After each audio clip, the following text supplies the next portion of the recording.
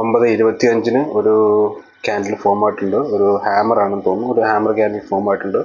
So അതിനുശേഷം market താഴേക്ക് വന്നു.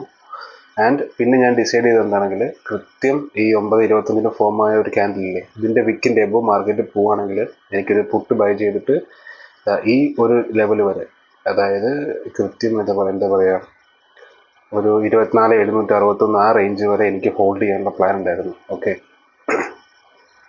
ബട്ട് അവിടെ അതെനിക്ക് എൻ്റെ സ്റ്റോപ്പ് ലോസ് ഹിറ്റായിട്ടുണ്ട്. കാരണം ഞാൻ എപ്പോഴും ഒരു 6 അല്ലെങ്കിൽ 7 റേഞ്ച് ആണ് സ്റ്റോപ്പ് ലോസ് എപ്പോഴും കീപ്പ് ചെയ്യുക. സോ കൃത്യം മാർക്കറ്റ് അവിടെ ടച്ചായി മാർക്കറ്റ് മേലോട്ട് പോയി. പിന്നെ അത്യാവശ്യം മേലോട്ട് പോയിട്ടാണ് മാർക്കറ്റ് വന്നത്. സോ ഈ ഒരു ഹൈക്കിലും അതിൻ്റെ സ്റ്റോപ്പ് ലോസ് ഹിറ്റായി. സോ അതിന് ശേഷം മാർക്കറ്റ് താഴേക്ക് വരികയാണ് ചെയ്തത്. ഓക്കെ, പിന്നെ എനിക്ക് എൻട്രീസ് ഒന്നും കിട്ടിയില്ല.